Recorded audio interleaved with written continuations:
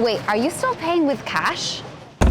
If you live in or have traveled to Asia, then you know it's reshaping the way that we spend and send money. From super apps where you order lunch, book a taxi, or take out a loan, to paying with crypto and sending cash internationally.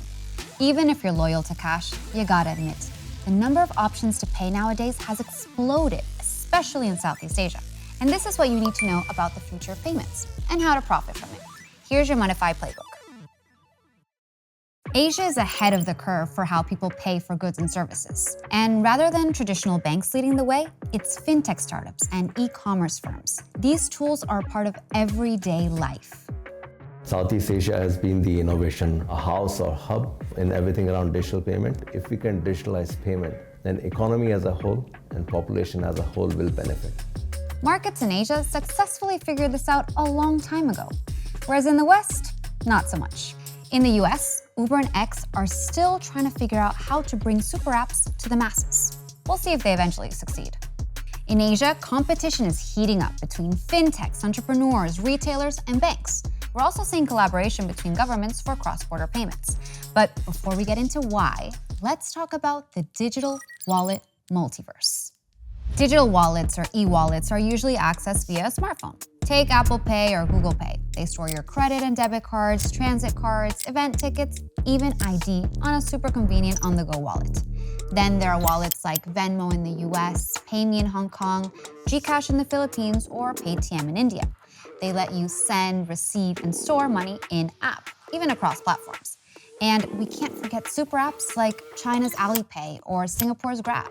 These one-stop shop platforms let you book rides, buy insurance, or make payments, often with their own digital wallets that work without a bank account. And you can typically top them up via peer-to-peer transfers and pay using QR codes, facial recognition, or tap to pay. I don't think there is a bank that can survive without having a wallet offering. If my users are spending 60% of their time looking at a screen, then I want to get a share of that time through my own platform. With digital wallet users expected to top 5.8 billion globally by 2029, and much of that growth taking place in Asia, here's what we think will happen next.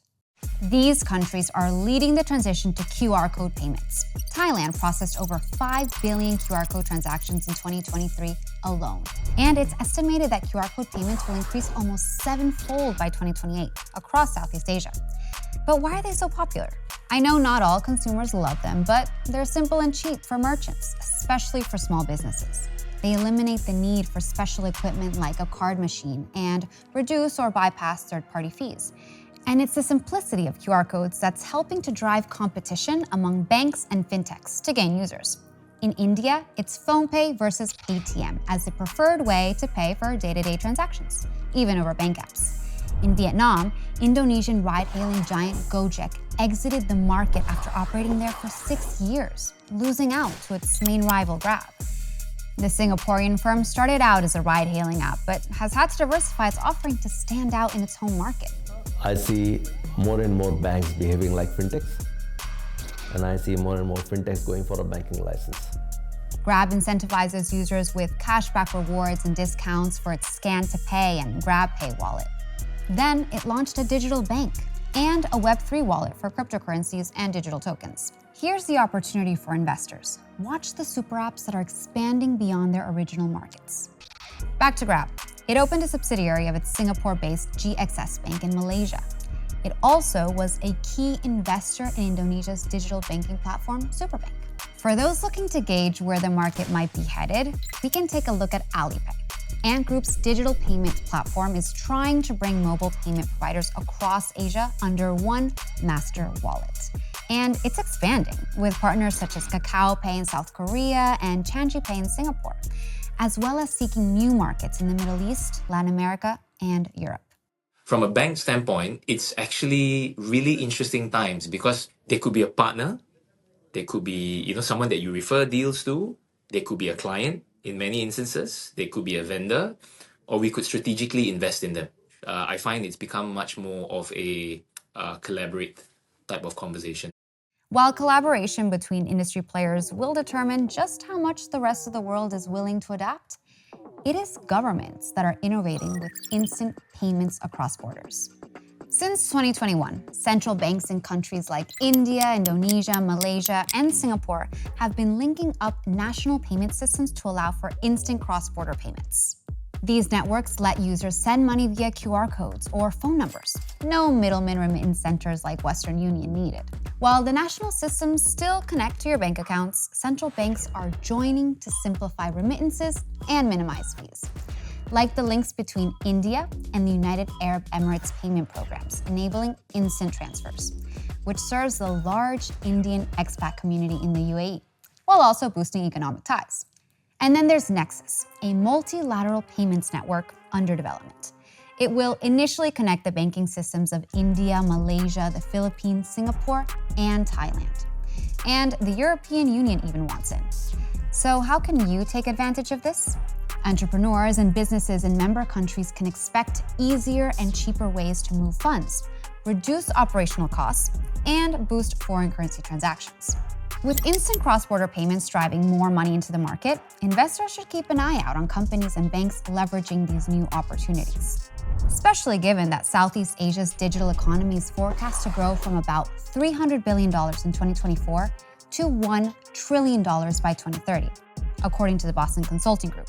And part of that growth might very well include crypto payments. Can I get a latte, please? I just paid for this coffee using this card. It is a stablecoin backed card. Essentially, this card is collateralized by stablecoins to give us credit limit and can be used to spend stablecoin. A stablecoin is a type of cryptocurrency designed to keep its value steady, and it's tied to a readily available asset like the US dollar. While crypto still makes up just a tiny fraction of the payments world compared to super apps, change could be on the way.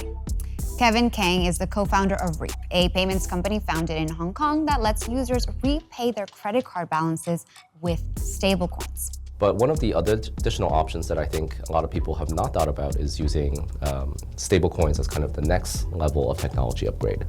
It's similar from moving from a wired internet connection to a wireless internet connection. It just becomes much more faster and efficient. And then we've got Singapore-based Ubit that wants to be the Apple Pay of crypto payments. So you just tap to pay with crypto on your phone, and the retailer that accepts Visa or MasterCard receives those funds in their local currency. We'll add fintechs Reap and Ubit to our playbook. Even though they're private companies, you can download their apps to check them out, and don't forget to let us know what you think. While they work on making crypto the method of choice for everyday payments, it is important to note that stablecoins are the #1 use case for crypto around the world, so it has the best fighting chance. Stablecoins and other crypto are also used for remittances. Platforms such as Stellar and Ripple are popular choices. Now, if you're a business owner in the crypto industry, consider using messaging app Telegram that lets users send crypto as easily as sending a message.